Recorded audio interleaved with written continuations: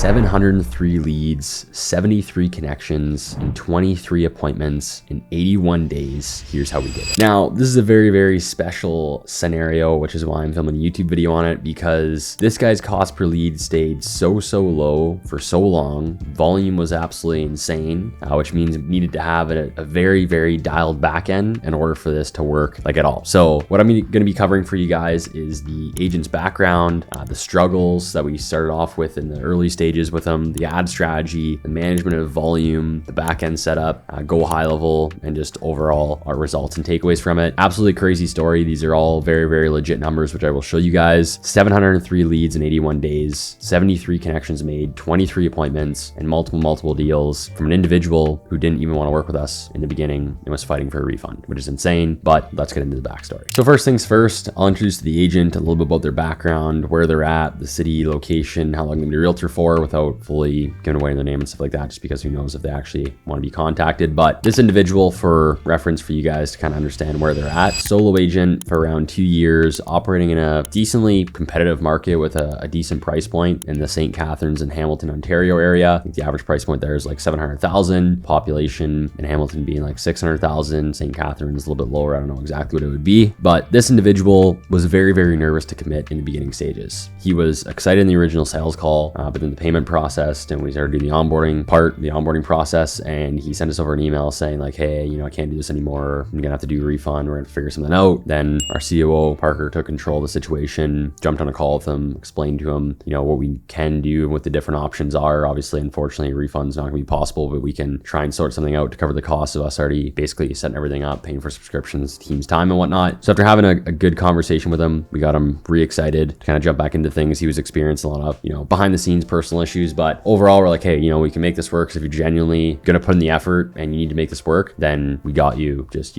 put some trust in us. This was in June, I believe, like end of June, third week of June, basically going into July, because I think the leads start to roll in like first week July. So it was probably then in June. But yeah, so after all that was like a 2.5 week process of just having the conversations with him, trying to do the onboarding, him wanting a refund, jumping on a call, Parker kind of put out that fire. Then we actually started to launch the campaign. Now, before I jump in and show you guys the actual back end and kind of seeing how many leads we generated, how many appointments we've gotten, and kind of what it all looks like, I'm going to talk about what the definitions of this stuff actually mean. So what do I mean by like a lead, connection made, an appointment? So a lead for us is someone who has given us their information, whether it's through a lead form, a survey, whatever, it doesn't matter. Someone who has given us their information. So name, number, email, and this in our case is what we consider a lead. Now, connection made for us means we connect with the individual and they said, hey, yes, I want to chat with you, but I'm busy right now. Call me back tomorrow at dinner. Or hey, reach out in 3 weeks. Or yes, I'm looking to sell, but call me back on Friday. I'm at a party right now. Whatever. Some level of connection was made over the phone or in person. Most of the time it's over the phone, but that's what basically a connection made is for us. That's now we've already spoke with them somewhat. It's a potential opportunity. They responded via email, text, and the phone. We just need to get a hold of them and actually book an appointment. An appointment, pretty self-explanatory. It's either a phone appointment with someone that we've already fully qualified. We ask them a bunch of different questions, their timeline, budget, if they're pre-approved, are in contract with another realtor. So they had like a 10 to 15 minute conversation with the ISA over the phone, and we booked an introductory call over the phone with the realtor. Or 20% of the time, we can actually land in-person appointments. So if they're looking to sell, we'll actually get their address and pitch them on a no obligation kind of, in-person appointment to check out the property, actually meet face-to-face, get to know the agent a little bit better. So 20% of the time they're in person, and the other 80% usually over the phone. But yeah, that's a little bit about the metrics and kind of what this stuff actually means to us. So without further ado, I'll jump into sharing my screen here and we'll show you the GoHighLevel. Okay, so now we are in the back end of the GoHighLevel. So I'm just going to show you, as you can see here, I'll filter here from July 1st to the 19th, September 19th, the day of me filming this video, which is a total of 81 days. So if you scroll down here, we will eventually, so these opportunity value, I mean, that's irrelevant to me. It's just there's a value put on the individual based off of what the average commission is and stuff like that, but it's basically irrelevant. As far as people being moved around in different stages, that's pretty accurate for the most part. I mean, sometimes people will accidentally get put into different stages. Like, I don't think he's closed 221,000. He's definitely closed deals, but I don't think it's that many. He hasn't closed, well, actually I know for a fact he hasn't closed 16 deals. So like he probably accidentally dragged someone in there and then moved them to a different column. So a lot of this stuff is like somewhat accurate. That's why I don't really look at this stuff for the most part. Like he's probably closed like maybe half those, like 8 deals. Still amazing. We've only been together for 81 days. So it's absolutely crazy. But But if we scroll down here, we'll see the actual all pipelines lead source report. So 704 leads in the last 81 days. Like that is the most volume I've ever seen in the history of me doing this. In the last 4.5 years, I've never seen that level of volume come in literally ever. Like 704 leads in 81 days is absolutely crazy. A lot of that from the downsizing strategy, and actually no, not a lot from the downsizing strategy. 72 leads from downsizing, the rest for a different strategy clearly here on Facebook. So if we go to the Facebook ads report, I also don't know how accurate all of this is. It's not really giving an actual full report here. I couldn't get into his ads manager, but let's go to the reporting and see Facebook ads report. If we actually have it all connected, should work.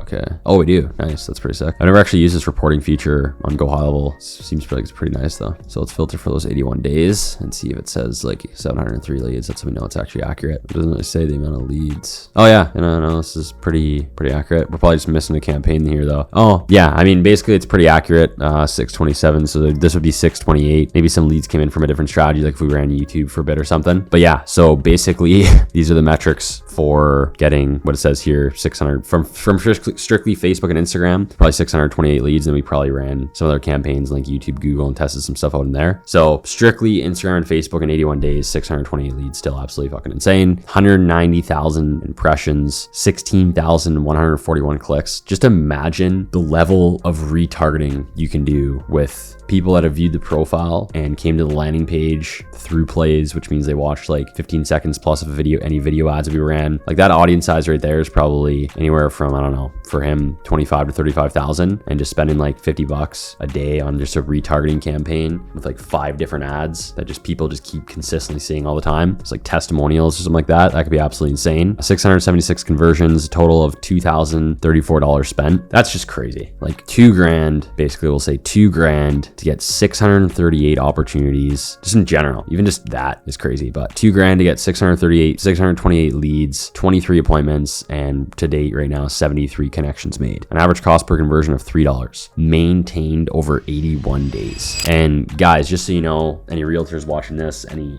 other agency owners watching this, we're not running listing ads here. Like we're not boosting listings. We're not promoting get a list of homes under 300,000 in an area that has an average price of home 900,000. These are like dialed strategies, dialed offers, like sellers, home evaluations, guides, reports, like calling out niches, people in specific situations. These are dialed strategies that are getting $3 cost per leads. So, but yeah, I just want to show you guys the actual back-end metrics here, this crazy situation. Other than that, not really a whole lot to go over, but hopefully, yeah, there's some value here for you guys. I just thought it was crazy. I wanted to share it with you guys, but like, subscribe, trying to get to 1,000 subscribers by the end of this year. This channel is all about just showing more of the back end, dropping some sauce for you guys, and we'll see you in the next one. Peace.